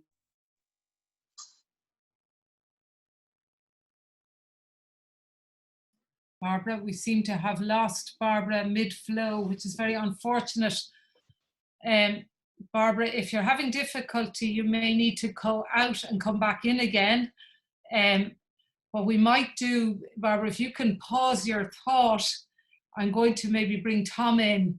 So Clara, you'll have to hold Barbara's thought in your mind, and then Tom, if you want to unmute and welcome. Tom. Thank you very much, Grania. Tom Connolly is the name. I've been a poet and involved in education for 40 years. And I am absolutely, this is my first time with my encounter and intersection of all of your work, and I am absolutely blown away by it, in the sense of that, first of all, with Clara's in-depth treatment of the entire subject, and the response by Virginia, you realize then that it is in good hands, this kind of thinking. It's not sort of, you know, surface, it's in-depth thinking, which really pleases me for somebody who's been involved in this for some time. I really feel at times, can you hear me? Tom, sorry, we can hear you very well, thank you. Yeah. Good. I'm not sure, because it keeps going in and out. But one of the things I talk that came to me is in relation to the amount of talk that takes place around these things, and that it is really important. But when I heard Virginia and Clara talking about it, the importance of art and ritual and song, and the thread and the spirit that was evoked in that talk is so important. For the last 25 years, on the uptake from an artist, Patricia McKenna in Cavan, of mixing clay, she brought 32 bags of clay into an old shed in Ballyhaise where my father used to work on the land. And I didn't get to see that, but ever since that, it has haunted me. How Antrim could be stuck beside Kerry and Kerry beside Donegal, and the conversations they might have at night time when the exhibition was closed. It was so powerful that I felt that, you know, all the talk in the world we can have, but here was an artist who put these things together, that geological, you know, shifts and things could never take place. So I brought that with me from teaching in Ballyhaise and Cavan through to working in Educate. I set up 2 Educate Together schools. I worked with the department, brought up a Catholic, and I ended up 14 years in a Church of Ireland school. And my whole idea was try to understand what is the culture in Ireland. How could I understand why I sat or stood beside my father outside a Protestant church gate with my hand in his, and wondering why we couldn't walk inside. That powerful experience was was one of the calls to, how do you understand this culture of ours? And when Clara spoke about the diversity in England, we equally too have our own complex diversity, which cannot be talked through as a matter of course or conference or whatever. So I am with the schools in the Educate Together sector of clay rituals. In other words, the children brought their clay in from their different backgrounds, and there were 32 different backgrounds in Look and Educate Together. But the salient thing was the clay was brought in, the children, the animals, never at home, everybody hand printed the clay. They brought it in, they brought it into a garden, and we grew things in it. And when they were talking about, I don't know if you remember the time when they were talking about vision statements and mission statements for school, this woman from Nigeria, all she said was, my handprint is in the clay, and I am part of this school. So there was the immutable fact of something that was quite tangible like the earth, in that she had her handprint in it, and she was able to say, I am part of this school. And it was immutable. Nobody could say, no matter what gender you were, what color you were, wherever you came from, that you weren't part of that school. But it was bringing it to a ritual, particularly something around clay, which an artist like Patricia McKenna had done. And latterly, when I went to Zion, we had many, every time somebody came to school or every time somebody left school, like when the children left school, they all brought in clay and they put it into the garden and they were remembered. So in other words, there was a strong memory within the earth of the children of past generations, but also too that this would happen into the future. So it was a holding position. Because of the fact that this is so complex, it gets so mired in conversations that there needs to be holding spaces. So we had one also too in Zion, which is a Church of Ireland school, and we had an EU day. And on that particular EU day, it is remarkable what happened. The British ambassador happened to be away from his residence on that day. And he said, but look, I will do something for you. He sent pictures of himself digging clay in the British embassy. He took the clay to the school to be part of this EU day, and he crossed the tricolour and the British flag, the Union Jack. And all of the Brexit talks, all of that stuff, you could wipe it aside with what took place with the British ambassador, because it was evoked from something that was ritualistic. So anyway, to make a long story short, myself and Seamus Cashman, the founder of Wolfhound Press, have developed a national project, a public art ritual called Crea Heron. Our idea is to build a mound, a prehistoric mound to honour the dead.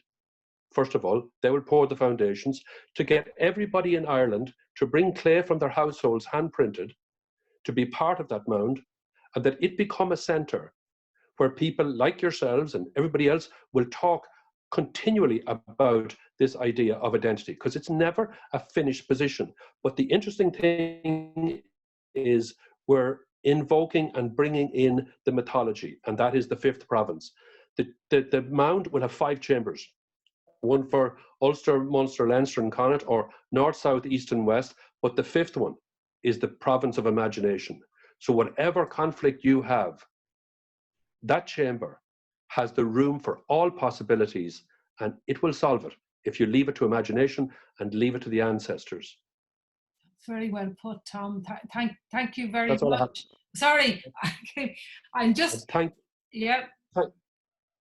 Sorry, Tom. Yeah. Thanks to you and to Virginia and Clara, because what it is, myself and Seamus have been building up a team, and Russ, like you mentioned, Russ Kavanagh, is very much part of that team. But it's just, it is experiencing the world in a different way, which is so important that the children in schools, they know this. There's a girl, Rebecca, when we did the only true map of Ireland.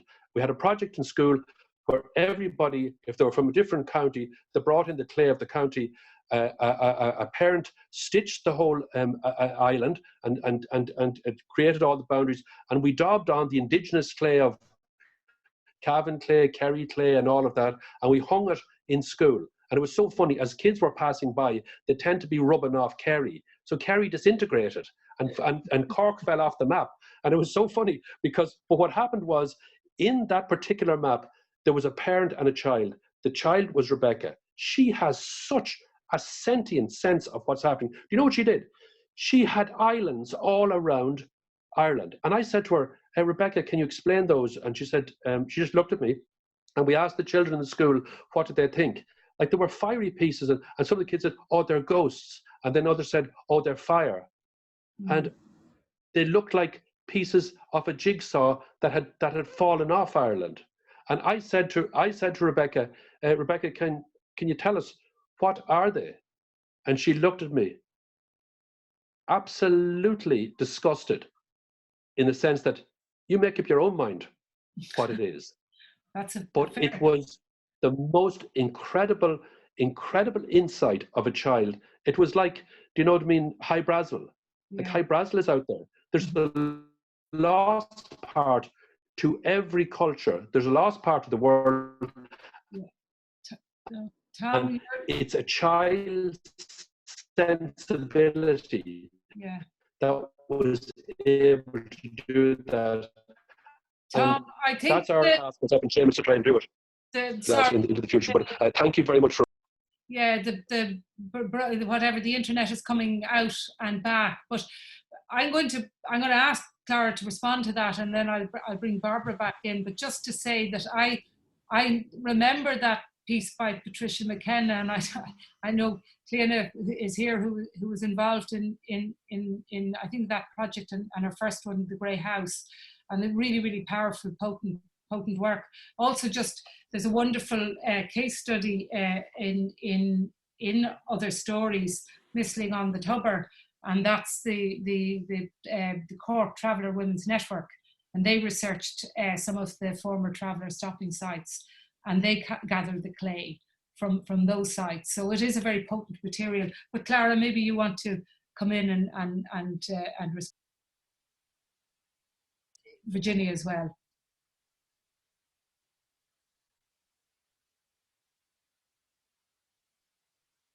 You're muted.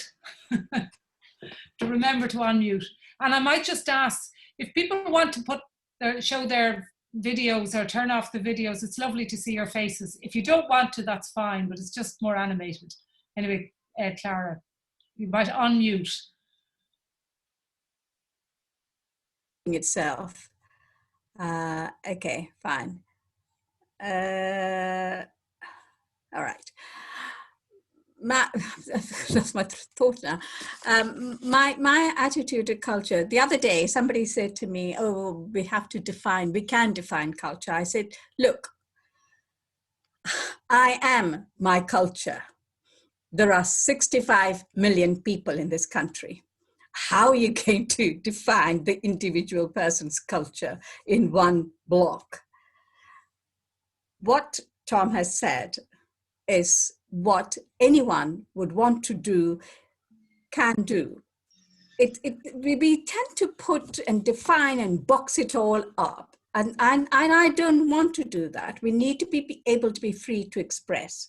There are different ways of expressing culture, and who am I to tell somebody, unless it's offensive, unless it affects other people adversely, who am I to tell that person that is not the way you should express culture, that is not your culture? Tom has found a particular way of bringing together people and particular way of expressing intangible culture. That's fine by me. Good. I don't know if Virginia wants to say anything, or we might bring Barbara back in.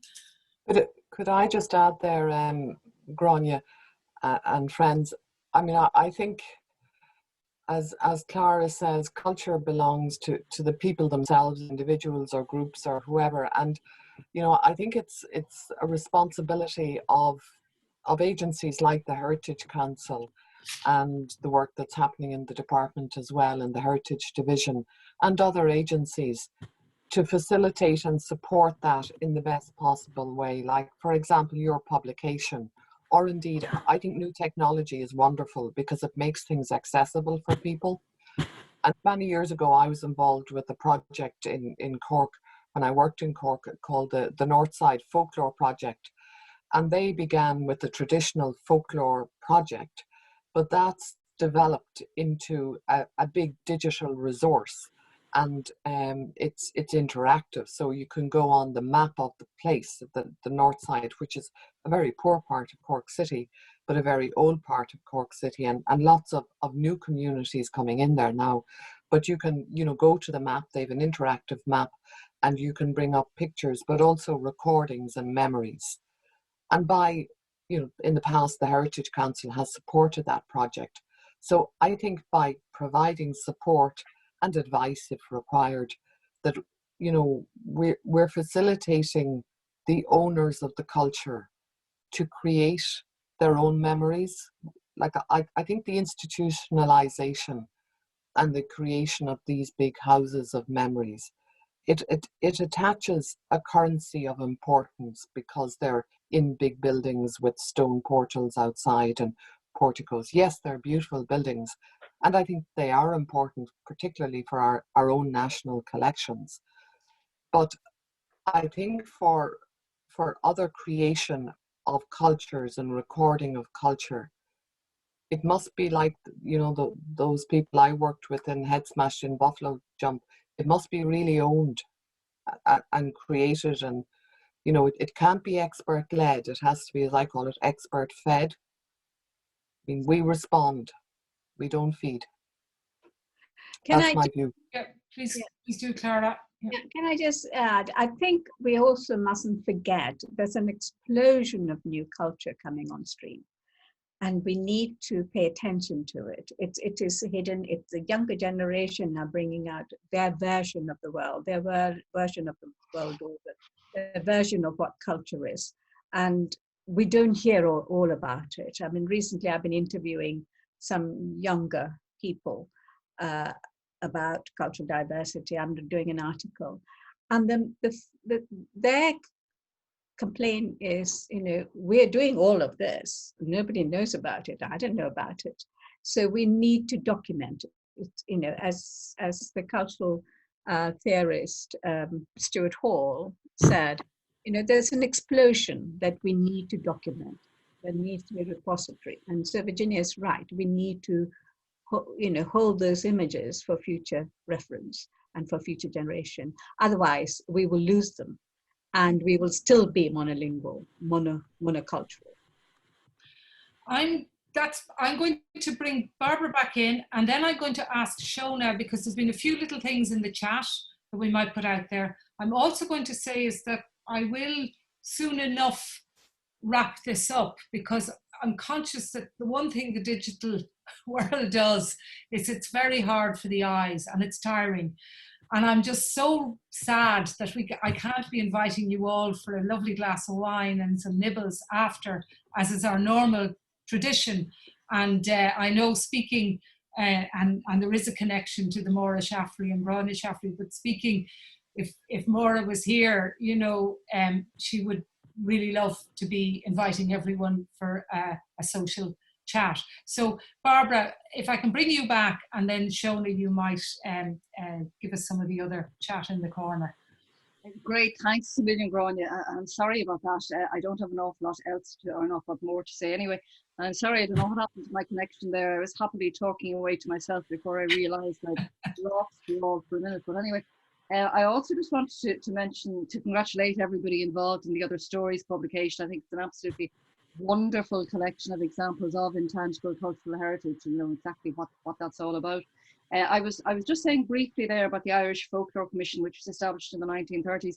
I think it's probably no harm to make the point, because it does very much overlap with a lot of what Clara and indeed Virginia were saying, in that the whole kind of remit and thrust of the work of the Irish Folklore Commission going right back to the 1930s was very much focused on the marginal in society in many ways, those who are geographically marginalised, economically marginalised, socially marginalised, linguistically marginalised as well indeed. So I think it's just interesting that from the very early days, there was a kind of a more inclusive and indeed a more egalitarian and democratic view of what culture and history consist of. And that's, as I say, that does overlap very much with what Clara was saying as well. And equally well, the Black Lives Matter movement has had an impact on policy making in the National Folklore Collection today, and it's something we're kind of trying to take into account and something we're trying to come to terms with as well. In any case, I had a kind of a direct question, I suppose, for Clara, and this is just about the incorporation of multicultural and multiracial ICH practices into ICH awareness in the UK, which, you know, you have clearly been very successful at doing. And I have an involvement with the compilation of the National Inventory of ICH in Ireland as well. And this is something I must say that we haven't really addressed as yet, in that most of the practices and indeed most of the applications, because it works on an application basis here at present anyway, you know, they've been to do with indigenous practices or customs of one kind or another, as opposed to really representing the kind of increasingly multicultural and multi-ethnic society that Ireland is becoming. So if you have any kind of tips or hints as to how we could encourage, you know, the broadening out of this awareness of ICH, I suppose, in Ireland, that'd be great, Clara. Clara, you're muted again. Sorry, you might unmute. Sorry.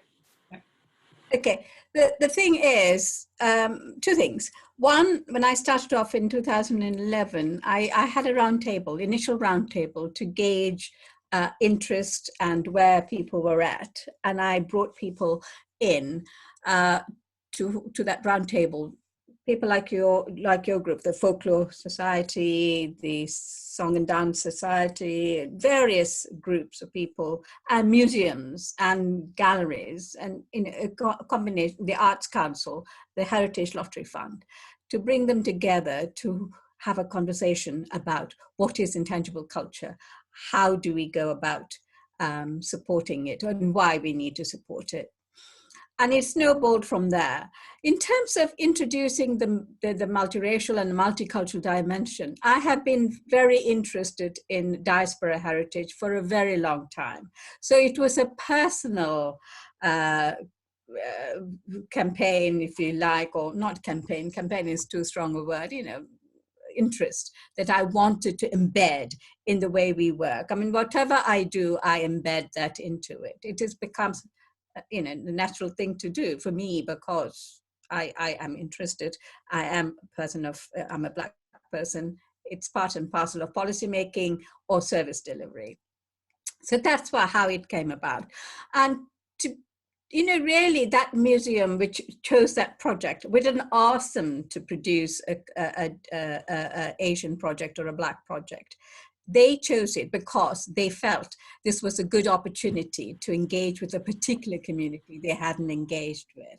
And the other part of the council had already contact with the Muslim community. So they decided to do an intangible cultural heritage project, which was marvelous. I mean, there's a lot of work went into it, but very successful, exceeded expectations. So there is no one methodology. You have to approach it from different angles. And there's always resistance. But the only good thing now is the Black Lives Matter has revealed a lot of the resistance, a lot of the, you know, the way we haven't worked to achieve a balanced, culturally diverse, balanced heritage. So you have that behind you. You have examples that are coming out of the woodwork, left, right, and center. So use that to reach out to the communities. And local voluntary groups are a very good way of making inroads into those communities and bring them on board. And once you've brought them on board, listen to them. You know, they haven't had that expertise to negotiate with policy structures and organizations. So listen to them and facilitate it. As I said, it's their culture. If they feel that is their culture, how do you facilitate it as long as it's not affecting anybody adversely? That's great, Clara. Thank you very much for that. Just very, very briefly, a wonderful example of ICH, which would pertain to an ethnic minority in Ireland, would be the Filipino community here. I don't know if you've ever encountered the Santo Niño celebration that they have on the third Sunday of January every year, and this attracts, you know, hundreds of people to the area of Berkeley Road in North Inner City in Dublin, and they have a big procession around the streets with dancing and drums and music and statues and God knows what. And you know, that's the kind of thing I'm thinking of, which we really should be making efforts, I think, to reach out to here. But no, that's great. Thank you very much again, Clara. I thoroughly enjoyed that. Thank you. I think, Barbara, one of the most memorable photographs from the whole pandemic lockdown was the celebration in Croke Park of, was it Ed or I'm just trying to think which celebration anyway, but the because of social distancing, the pitch could allow for the separation of people. So anyway, it was a lovely juxtaposition of a kind of a new community and a traditional one. Yes, that's right. Absolutely, yeah. I think generosity is the term here, and I think again, you know, that's a massive. Shona, just maybe you might give us some of the comments, and if Clara wants to maybe pick up on them, or Virginia, and then, as I say, we might bring this to a close and find another way of continuing the conversation, as we always try. Yeah. So there's just 2 questions in the group chat here on the side. So there's one from Margaret Gowan, which is asking, could Clara speak to the topic of linking practice, as in natural cultural heritage, in world heritage? And there's a second question then from Catherine Gorman. Do you think COVID-19, or rather any global event, brings cultures together on the globalized stage, and an increased focus on neo-localism, which includes a broader cultural inclusivity? So those are the 2 questions, if you want to answer anything there. I'll attempt. Natural culture, there's one point I didn't make as a way forward. I think intangible culture should be integrated into all disciplines and all aspects of tangible heritage. Landscape, natural cultural heritage, you know, landscape, needs to incorporate it. Archaeology needs to incorporate it. Architecture needs to incorporate it. It is about the other half of the tangible element that you're missing out. It's about, you have the object, you need the story and the memory and the you know, values attached to it. So yes, natural cultural heritage should link up with intangible culture, and that's something that ICOMOS needs to look at, how to integrate ICH into other disciplines and other committees as well. The other one about COVID, we all have different views. I hear it day in, day out on radio about COVID and how it's brought communities together, or how it hasn't brought communities together, or what you see, something you hadn't noticed for a long time about your community or about the people in your road. So it's a difficult one. It has obviously brought people together, but unfortunately most of the cultural activities are on a standstill. They haven't been able to meet or combine. When communities come together, yes, there are some understanding, but how long will this spirit last? I don't know, because we're going probably into another lockdown. You know, things are getting tougher. Looking after yourself. I think that we have seen a good spirit in the National Health Service, congratulating them every evening for, I think, 6 weeks or so, clapping for them every Thursday night, 8 o'clock. You know, well deserved. We can do a lot of things. Community cohesion, we have to wait and see. There is good cohesion now, so but will that last? You know, when things really get tough. I'm not being pessimistic, but we need to be mindful. We mustn't hang everything on COVID-19 bringing people together. There are going to be some hard times if we have more lockdown, more unemployment, more financial crisis. You know, people are going to be competing for the same pot of money. The, you know, funds are being earmarked for as emergency funds. What about the regular projects? Are they going to get funded? There's a lot of different elements that we can look at. Time will tell. Great. I hope that That's answers. Well, I think it's again put it out there and made us, you know, sometimes the tendency is, as you say, is to think, well, cultural heritage will solve everything. You know, we can always revert back, but it's not quite so straightforward. And as you say, anybody involved in a cultural institution that has had to close up and stop working, and particularly people who are, you know, livelihoods and creative practice is stopped. That's really, really serious. And yeah, it's no harm to end on a slightly a serious point and reflect on that. And again, I suppose it poses challenges. I am going to, if nobody objects, I'm just going to share the screen very briefly again, simply just to bring the evening to a close.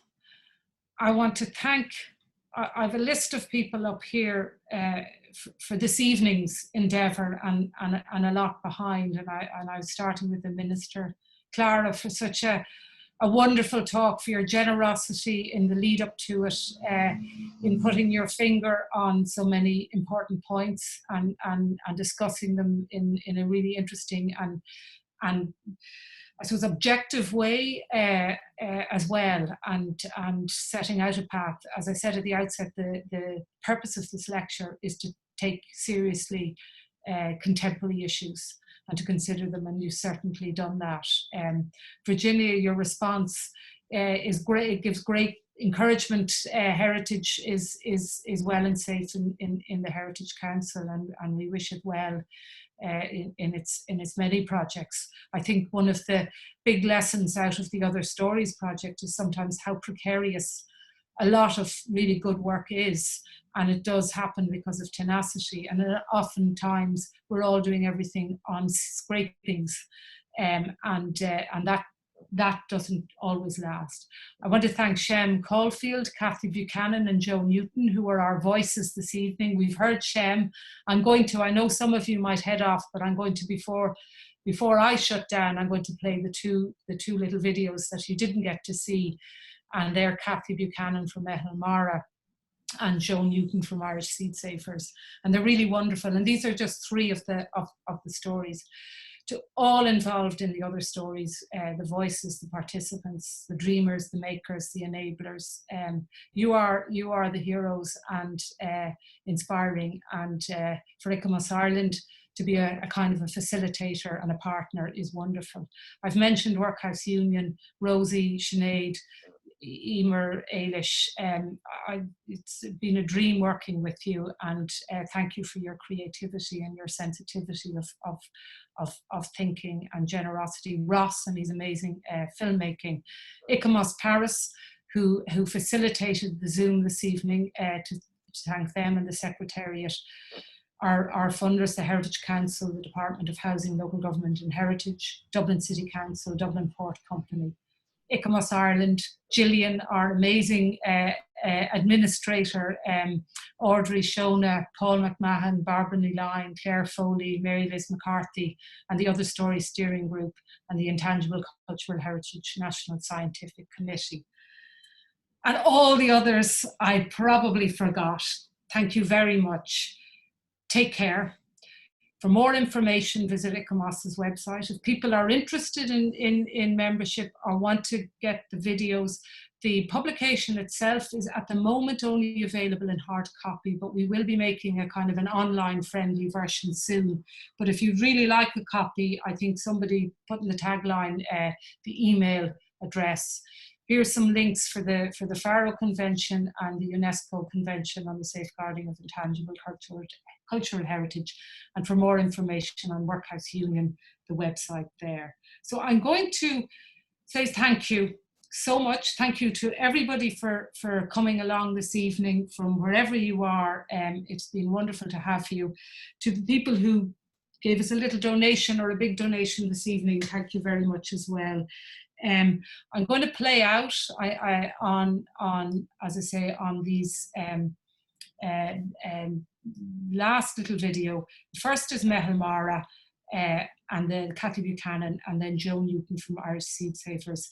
Stay for as long as you like and leave. As I say, you'll have to either, if you have a glass of wine, well, you can raise it and enjoy it, or have an imaginary one. And I really look forward to an opportunity to share something with you. And Clara, thank you. We look forward to having a joint ICOMOS Ireland UK meeting soon. Yes. And here's to next year's event. And hopefully we can meet in person. And really take care, everybody. Mind yourselves.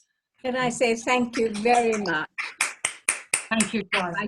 I've enjoyed tremendously. But the booklet, there are 3 other projects just as good. They're not all Black or Asian projects. They're different projects, the white communities as well. You can get it off the website, ICOMOS UK website. Clara, we'll put a link to it on our website, and anybody who's interested, we can send them information on it. It's wonderful. So thank you, and good evening, everybody. Thanks, Grania. Thank you. Thank you. Bye now. Bye-bye. I'm Kathy Buchanan. I'm the General Manager of Maura. Maura is a community boatyard. This is a description we've come up with relatively recently. So we're about boats, we're about people, and we're about giving people an opportunity to get out on the water on the lovely River Lee, which every Corkonian has in their heart, but not everybody manages to float on top of. Sometimes I describe my job as being a bit like surfing on a whole lot of energy, because you're not always sure what direction the voluntary energy is going to go, or the energy of the participants in here. So we try to organize things in a very inclusive way, so that if people have ideas that are going to work for our community, then we can be flexible enough to follow those ideas. So a youth group might come in here, they might have in the back of their mind the thought that they could take part in the Ocean to City youth race. So they can come in here, they can build a currach. We build a lot of currach type from Donegal, a Dunfanaghy currach, which is made out of hazel rods and oak laths, and it's all tied together, so it's a nice project to do with groups. There's not much hammering and nails.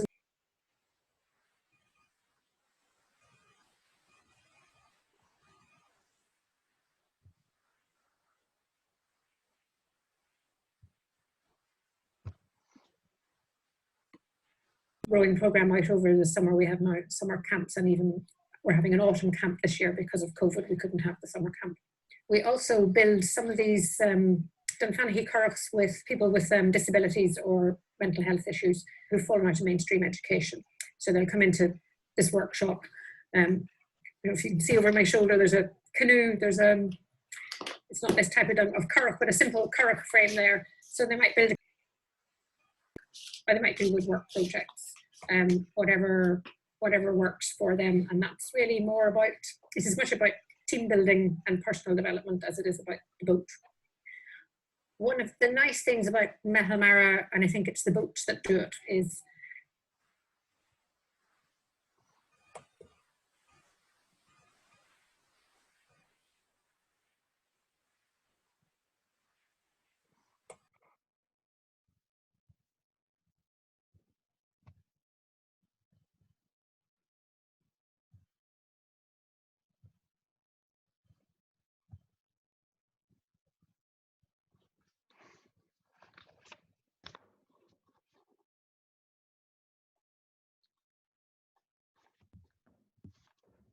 Apologies, I'm trying to get the sound back on. They could be very interested in sailing. They could be really interested in the history and heritage of currachs. We've worked with UCC. We've worked with all types of people really, and I think the boats draw them in, and then the people in the network of people who are interested in boats is what makes them stay. Some of our aspirations or big dreams for the future beyond 2021 is we've got a number of partners around the city who share some of our needs for getting boats on the river and getting people into the boats and working with people. And our dream is to have a shared premises somewhere, maybe downstream of the bridges and the weirs, where we could have people building boats, fixing boats, mending boats, as well as people who want to get out on the water, all in the same, on the same shared centre. And yeah, it'd be a lovely thing to see happen.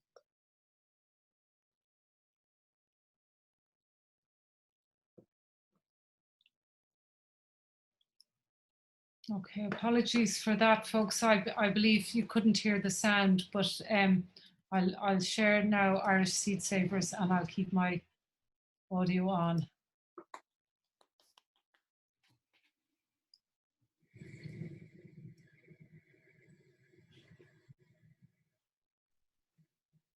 I'm Jo Newton, and I work here at Irish Seed Savers Association in County Clare.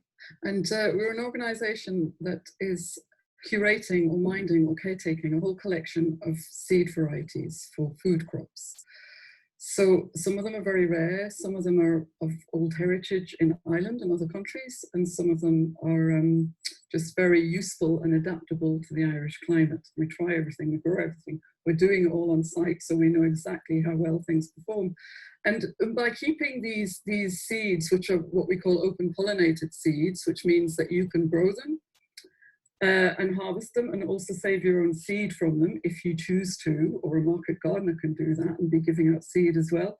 It means that we're keeping those options alive. If all of our food system ends up in the hands of just a very few people who are only invested in profit, as much profit as they can make, and not in the diversity and the health of the earth and the earth's environment and the people and everything therein, then, you know, I think that's a very scary vision of the future. I much prefer this vision that we're all in this together with a lot of diversity, a lot of biodiversity, and we can be doing that in our own gardens, in our own communities, with our own local growers, with our own local farmers. We have people coming in from the locale that help here. We have people coming to do work experience because they might be studying horticulture or some form of growing, but they really want this extra dimension of learning how to save seeds, which, you know, is not commonly taught really anywhere on any course. And they like what we do, the different ethos. So we have people coming in from lots of other countries, mostly European countries or America, to volunteer or do their work experience. And then we also have a whole network of people that are already kind of growers or market gardeners or gardeners who really want to help and support us by growing seeds themselves. So they take some of the seeds, they grow seeds, they give them back to us, and those seeds will end up on our seed catalogue that year. So it means we can grow much more than we can just here on site, but also we're growing a network then. We're growing people who understand how to save seeds, who are keeping that skill alive. We're growing, you know, people that are connecting around this. We're growing more understanding of in the general public. So we have market gardeners around Clare who are now, they're growing seed for us, but they're also using seed from us. So like this is the Bowen onion. It's an Irish heritage onion. It was bred by an Irishman in the 1950s and 60s. And it was sent to this gene bank in Russia called the Vavilov Institute, the seed of it. It was there, nobody was growing, nobody knew about it. We got it back from the gene bank as being of Irish heritage, and we've been growing it since. It's the most incredible onion. So we now have gardeners and market gardeners growing this onion, selling on their market stalls to local people, that it's, you know, it's Irish heritage food, it's an Irish heritage seed, it's all been grown in the locale. And that's a real story across the market stall counter, that, you know, people get an understanding that there is as much heritage and interest in the food that we're growing as there are in things like old buildings. And, you know, that all of these have a story and they have people. So I think just engaging with the wider community, you know, other growers, other gardeners, community who want to learn here, want to volunteer, give their time to help. They like being outdoors. They like the chat with people. You know, all of those, you cannot separate out our food, our seed, our place in community, how we live together as social beings. That for me, they're completely interwoven. And I think that's, you know, the real importance of our message here. It's not we're saving seed just for ourselves. There is no point to that whatsoever. We're saving seed for everyone.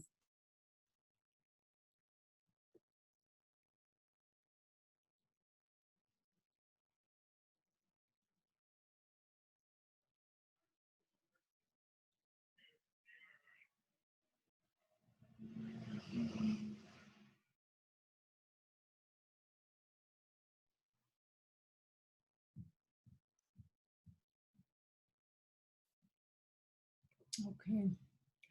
Okay, folks. We'll say good night and thanks once again to